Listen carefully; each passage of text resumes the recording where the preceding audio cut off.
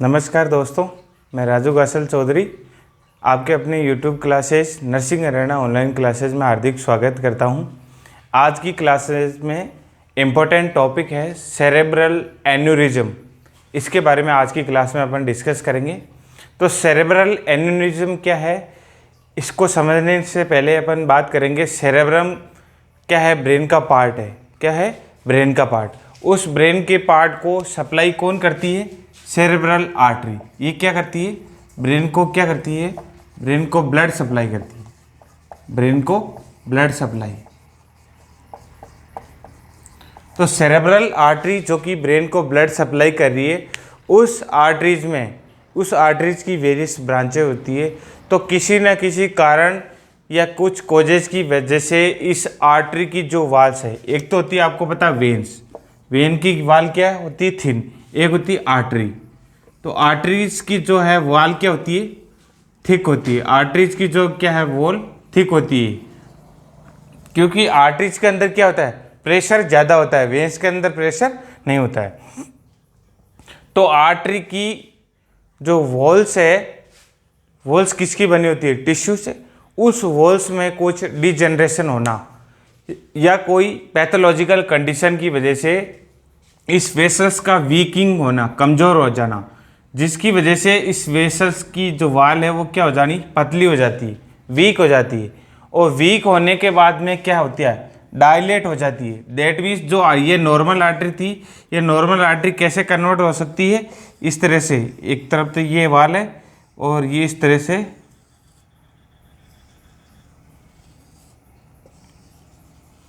That means ये normal artery थी, ये वाल वीक होने की वजह से ही इसमें इस तरह से जो है डायलेशन हो गया।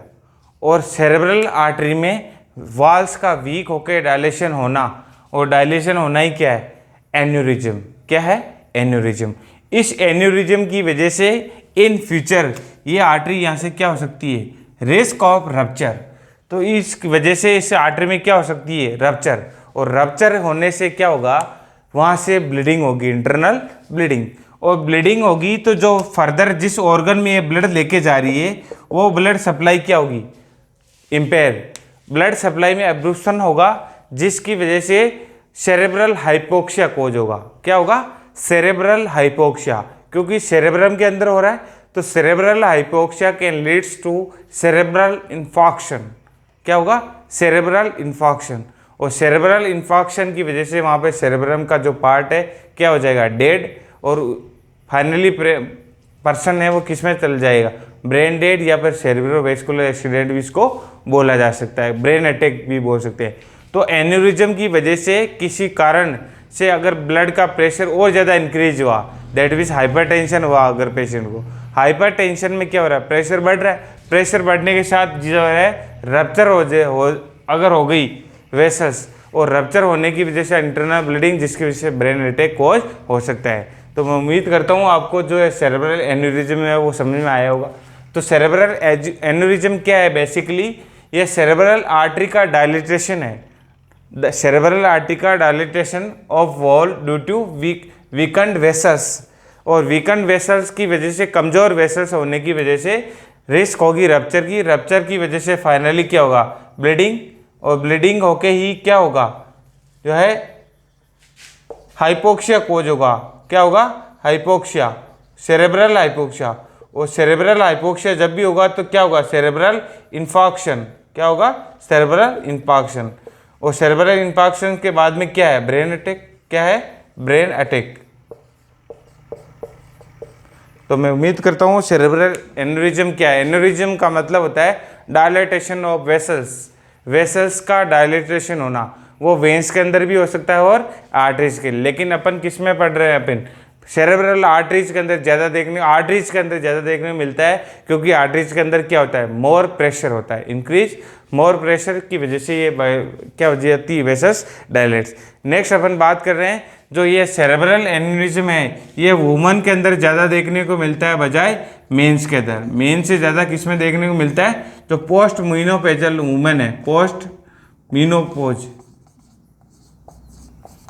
मीनोपॉजल जो वुमेन्स है, उसके अंदर सेरेब्रल एन्यूरिज्म का जो है डिजीज कंडीशन ज़्यादा देखने को मिलती है। नेक्स्ट अपन बात करेंगे कॉजेज की। तो कॉजेज ऑफ सेरेब्रल एन्यूरिज्म, तो सेरेब्रल एन्यूरिज्म के क्या क्या कोज है, तो अपन कॉजेज की अपन नेक्स्ट बात करते हैं। कॉजेज, कारण क्या क्या हो सकते हैं कॉजेज।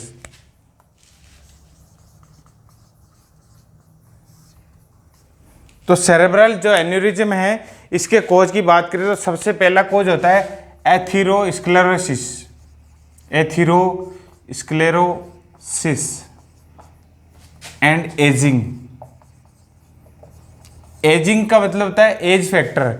जैसे जैसे पर्सन की एज बढ़ती जाती है वेसल्स की जो है वॉल्स क्या होती जाती है, कमज़ोर, और वेसल्स की वॉल्स कमज़ोर होने से क्या होगी, डायलेट, और डायलेट होना ही क्या है, एन्यूरिज्म। एथेरोस्क्लेरोसिस का मतलब होता है कि नॉर्मल अगर ब्लड वेसल्स है इस तरह से है, और अगर पेशेंट में हाइपरलिपिडीमिया कंडीशन है तो हाइपरलिपिडीमिया की वजह से एथीरोमा या क्लोट्स जो है फैटी टिश्यूज़ का डिपोजिशन होना इन वेसल्स के अंदर, जिसकी वजह से वेसल्स क्या हो जाती है, नेरो। वेसल्स क्या हो जाती है, नेरो, और नेरो होने की वजह से इन फ्यूचर और अगर नेरोइंग बढ़ती गई और वो और नेरोइंग बढ़ने की वजह से क्या हो सकता है, आर्टरी में और ज़्यादा प्रेशर पड़ेगा।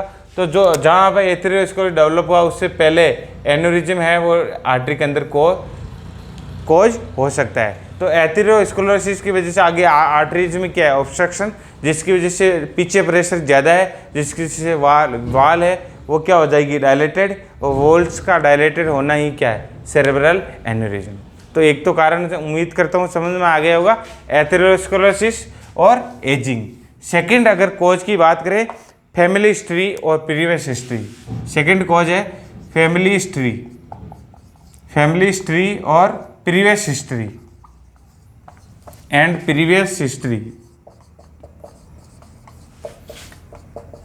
फैमिली हिस्ट्री का मतलब है due to genetical factors, genetic factors की वजह से समटाइम्स जो है पर्सन के अंदर हाइपरलिपिडीमिया या फिर जो है वेसल्स की वॉल्स का डिसऑर्डर कोज होता है, जिसमें वॉल्स है वो फॉर्मेशन प्रॉपरली नहीं होता वॉल्स का, मतलब वो वॉल्स कमज़ोर ही बनती है, और कमज़ोर वेसल्स में जब प्रेशर बढ़ेगा तो क्या होगा, डायलेटेशन। प्रीवियस हिस्ट्री का मतलब है या पहले उसको कई बार, एक बार या दो बार इन लाइफ में पहले कोज हो गया, पहले कोज होने से फिर उसको अगेन है वो दोबारा किसी न किसी वेसल्स के अंदर कोज हो सकता है। तो प्रीवियस हिस्ट्री है, फैमिली हिस्ट्री है, जिसकी वजह से भी पर्सन को है सेरेब्रल एन्यूरिज्म वो कोज हो सकता है। नेक्स्ट है हाइपरटेंशन। हाइपर का मतलब है ज़्यादा और टेंशन का मतलब क्या है, तनाव। और जैसे ही ब्लड वेसल्स के अंदर बीपी अगर ज़्यादा रहेगा, इंक्रीज बीपी, ब्लड प्रेशर, तो ये क्या है, एक प्रकार का रिस्क फैक्टर है। क्या है, रिस्क है। अगर किसी पर्सन में ज़्यादा ब्लड प्रेशर है तो ज़्यादा प्रेशर की वजह से वैसे से वो डायलेट हो सकती है, और इसकी वजह से ज़्यादा बीपी की वजह से जो है सब अरेक्नोइड हेमरेज होने की जो संभावना है वो ज़्यादा रहती है। रिस्क ऑफ SAH, सब अरेक्नोइड हेमरेज। सब अरेक्नोइड हेमरेज क्यों, क्योंकि वेसल्स है वो सब अरेक्नोइड पार्ट्स में, उस वेसल्स में डायलेटेशन होकर वो रप्चर हो गई तो इंटरनल ब्लीडिंग होगी, और अरेक्नोइड स्पेस में सब अरेक्नोइड हेमरेज। सब अरेक्नोइड हेमरेज की क्या होती है, रिस्क, किसकी वजह से, हाइपर टेंशन की वजह से। नेक्स्ट अगर बात करें कोज तो है स्मोकिंग। स्मोकिंग की वजह से अगर कोई पर्सन है जो कि क्रॉनिक स्मोकर है, तो क्रॉनिक स्मोकिंग की वजह से भी ये माना जाता है कि स्मोकिंग कोजेज वेसस स्टेनोसिस। वेसस के अंदर स्टेनोसिस की प्रॉब्लम आती है, हार्डनेस बढ़ जाती है स्मोकिंग की वजह से, क्योंकि स्मोकिंग में वेरियस जो है टोबैको कंटेनिंग वेरियस जो है केमिकल्स एजेंट्स होते हैं जो कि वेसस की हार्डनिंग को बढ़ा देते हैं, जिसको बोलते हैं वेसस स्टेनोसिस। और साथ में है बीपी को भी क्या करते हैं, इंक्रीज बीपी। तो स्मोकिंग की वजह से ब्लड प्रेशर की भी प्रॉब्लम हो रही है, बीपी भी बढ़ रही है, साथ में वेसल्स की जो स्मूथनेस है उसमें क्या रहा, चेंजेस, जिसकी वजह से वेसल्स हार्ड हो रही है, और हार्ड होते ही जब प्रेशर बढ़ेगा तो वो डायलेट होके क्रैकिंग आएगी, जिसको बोलते हैं सेरेब्रल एन्यूरिज्म। नेक्स्ट होता है कारण है weakness of walls, weakness of vessels wall. तो अगर वेसल्स की बनावट में भी कुछ वीकनेस है, वॉल है प्रॉपर फॉर्मेशन नहीं हुई ड्यू टू कोई न्यूट्रिकल डेफिशिएंसी है या कोई जेनेटिक फैक्टर है या अदर रीजन्स की वजह से वॉल्स ये प्रॉपर फॉर्म नहीं हो पाई है, जिसकी वजह से वो वेसल्स क्या हो सकती है, डायलेट, और क्या कोज हो सकता है, सेरेब्रल एन्यूरिज्म। नेक्स्ट अपन बात करेंगे जब आगे सेरेब्रल एन्यूरिज्म कोज हो गया तो साइन सिम्टम क्या क्या आएंगे, तो क्लिनिकल मैनिफेस्टेशन। नेक्स्ट अपन बात करने जा रहे हैं क्लिनिकल मैनिफेस्टेशन। जैसा कि क्लिनिकल मैनिफेस्टेशन है वो डिपेंड करेगा कि जो एन्यूरिज्म है वो कौन से ब्रेन के एरिया में हुआ, दैट मीन्स जिस पर्टिकुलर एरिया के अंदर ब्रेन के वेरियस एरियाज, तो जिस एरिया में एन्यूरिज्म कोज हुआ वहाँ रप्चरिंग हुई है तो उसी एरिया से रिलेटेड सिम्टम्स है वो अपीयर पर्सन के अंदर होंगे, तो clinical manifestation. Clinical manifestation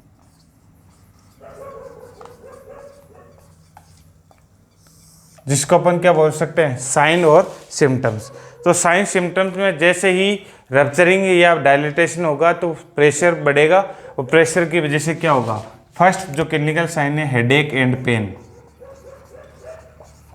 headache and pain, patient को क्या फील होगा, पेन और हेडेक होगा, क्योंकि रप्चरिंग हुई है, डायलिटेशन हुआ है तो क्या होगा, पेन। तो first clinical manifestation pain. Second diplopia या blurred vision, diplopia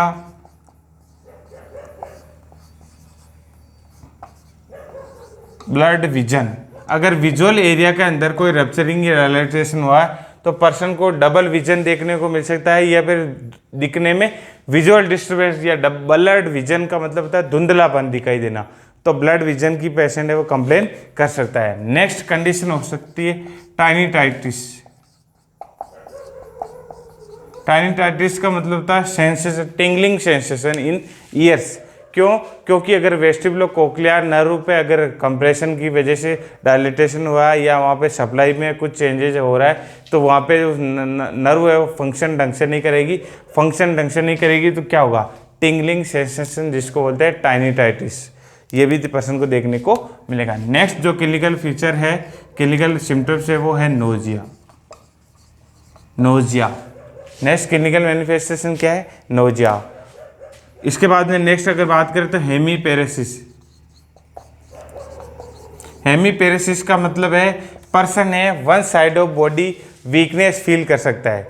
that means अगर मैंने जैसे कि सीवीए में पढ़ा था अपन ने कि पर्सन के अंदर अगर राइट साइड में कुछ अगर एन्यूरिज्म या डायलेशन हुआ या ब्लीडिंग हुई तो पर्सन ने हेमीपेरेसिस लेफ्ट साइड में वीकने की कंप्लेन करेगा। दैट मीन्स पर्सन बोलेगा मेरे को लेफ्ट साइड में कमजोरी महसूस हो रही है, लेफ्ट साइड की लिम्ब है या ऑर्गन है उनमें क्या होगा, हेमीपेरेसिस वीकनेस की जो है कंप्लेन करेगा। अगर लेफ्ट में हुआ है तो राइट साइड के ऑर्गन में कंप्लेन करेगा, hemiparesis. Next nuchal rigidity. Next symptoms है नचल रिजिडिटी का मतलब होता है नेक स्टिफनेस, रिजिडिटी। तो नेक के अंदर क्या देखने को मिलेगी, स्टिफनेस। नेक गर्दन के अंदर अकड़न पर्सन है वो कंप्लेन करेगा, नेक स्टिफनेस, नचल रिजिडिटी। और द लास्ट है जो clinical manifestation irritability, irritability and seizure.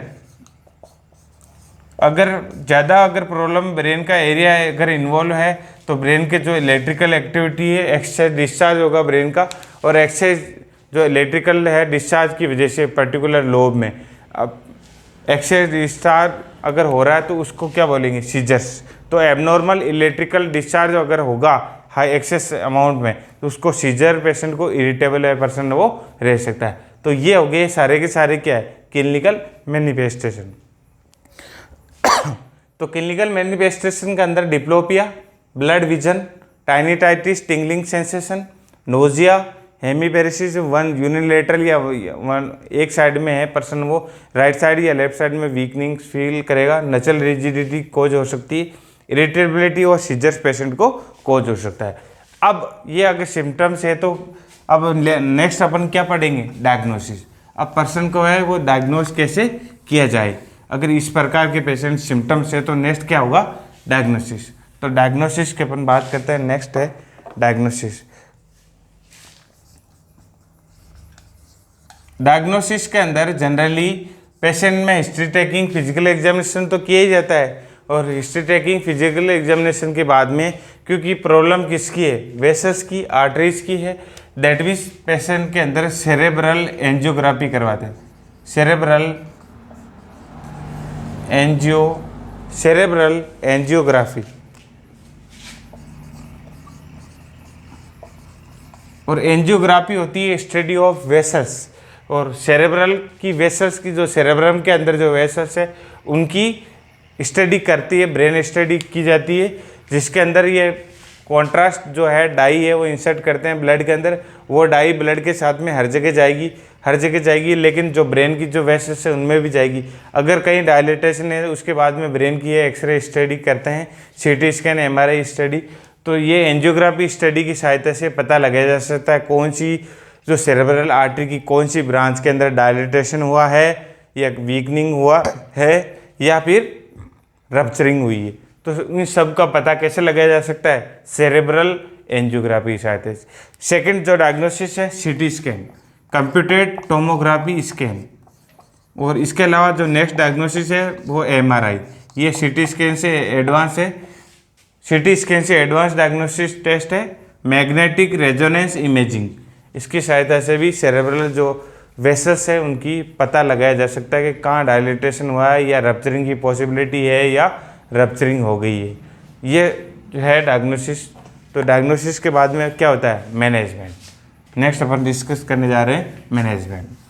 तो सेरेब्रल अगर एन्यूरिज्म किसी पर्सन को है तो नर्सिंग मैनेजमेंट क्या होगा, अकॉर्डिंग टू मास्ले हिरार्ची जो थ्योरी है उसके अकॉर्डिंग सबसे पहले पेशेंट का एयरवे मेंटेन करेंगे।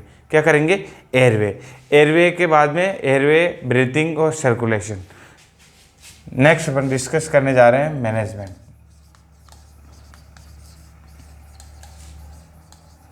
मैनेजमेंट। और मैनेजमेंट के अंदर जैसा कि मैं बता रहा हूँ कि अकॉर्डिंग टू मास्ले हिरार्ची थ्योरी, उसके अकॉर्डिंग सबसे पहले पेशेंट को क्या करना है, एयरवे पेटेंसी को मॉनिटर करना है। एयरवे पेटेंसी मेंटेन,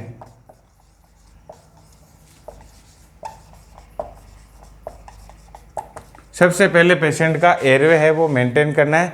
एयरवे के अंदर अगर फिजिशियन अगर ऑर्डर दे रहा है तो सक्शनिंग करना है, अदरवाइज आपको कोई सक्शनिंग नहीं करना है। अगर ऑर्डर है तो क्या कर सकते हैं, इफ ऑर्डर देन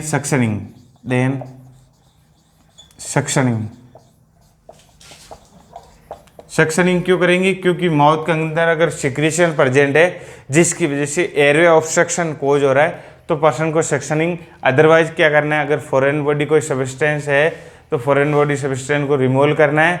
पेशेंट को लेफ्ट लेटरल साइड पोजीशन है वो देनी है ताकि जो सिक्रेशन है वो ड्रेन आउट हो जाए according to gravity. Next airway maintain के बाद में होता है ऑक्सीजन एडमिनिस्ट्रेशन। अगर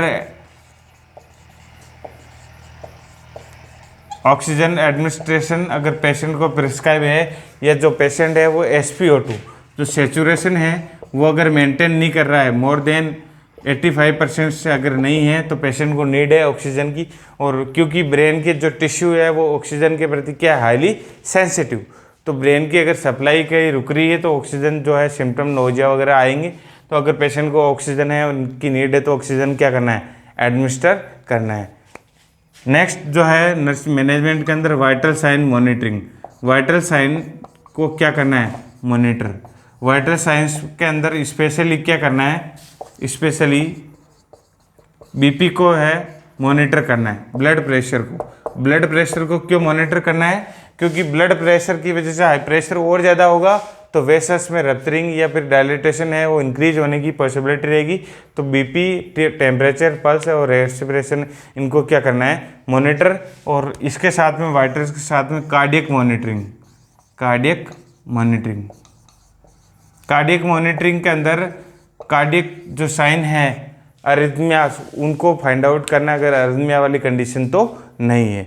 नेक्स्ट है पेशेंट में रेक्टल टेम्परेचर वो नहीं लेंगे, वाइटल साइन है तो रेक्टल टेम्परेचर, क्योंकि वेगस नर्व स्टिमुलेट हो सकती है और वेगस नर्व की स्टिमुलेशन पेशेंट है ब्रेडिकार्डिया में जा सकता है। तो रेक्टल टेम्परेचर इसके अंदर कॉन्ट्रा इंडिकेटेड है, तो ये भी इंपॉर्टेंट स्टार मार्क क्वेश्चन है।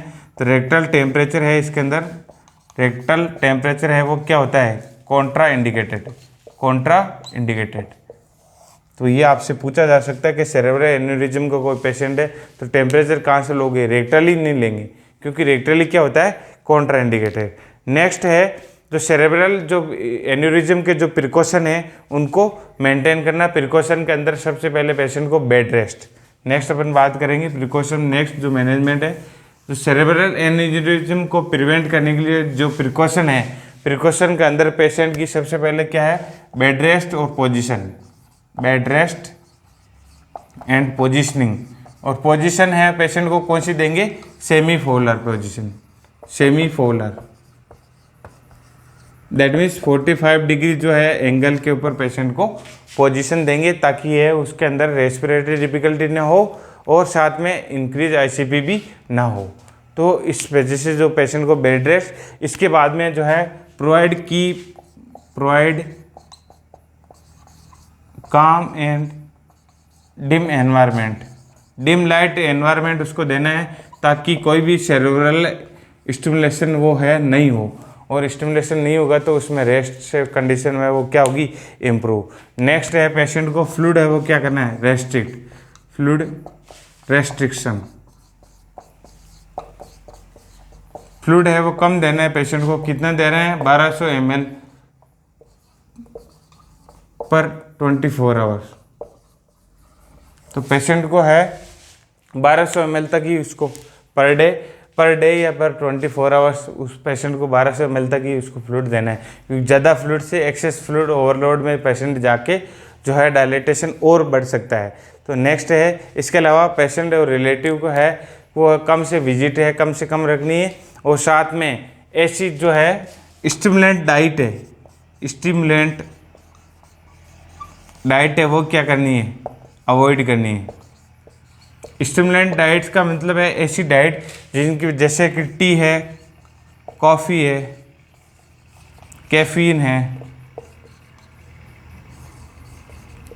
स्मोकिंग है, ये चीज़ें, ये अल्कोहल है, ये चीज़ें उसको क्या करनी है, पेशेंट को अवॉइड करना है, क्योंकि इन चीज़ों की वजह से T, coffee, caffeine, smoking, alcohol, इनकी वजह से पर्सन की है वाइटल साइंस में चेंजेस देखने को मिलेगा। कोई ना कोई सिस्टम स्टिमुलेट हो गई, वाइटल साइंस अगर बीपी में चेंजेस आए तो जो है जो डायलिटेशन है उसमें रप्चरिंग की संभावना, पॉसिबिलिटी और बढ़ जाती। तो ये मैनेजमेंट होता है अकॉर्डिंग टू सिम्टम्स। तो क्लिनिकल मैनिफेस्टेशन है उसके अकॉर्डिंग जो है मैनेजमेंट है वो पर्सन का किया जाता है। तो उम्मीद करता हूँ जो आज की क्लास है सेरेब्रल एन्यूरिज्म, एन्यूरिज्म का मतलब होता है डायलिटेशन ऑफ वॉल्स, और वो किसके अंदर, सेरेब्रल आर्टरी के अंदर। तो ये आपको क्लास है समझ में आई होगी। अगर आपको ये आज की क्लास समझ में आई है तो क्लास को लाइक करें और शेयर करें, और अगर आप चैनल पे नए हैं तो ज़रूर से चैनल को सब्सक्राइब कर लें, ताकि इसी प्रकार के रेगुलर वीडियोज़ आपको है, रेगुलर क्लासेस का नोटिफिकेशन आपको समय पे मिलता रहे। Thank you joining this class. Vande Mataram. जय हिंद।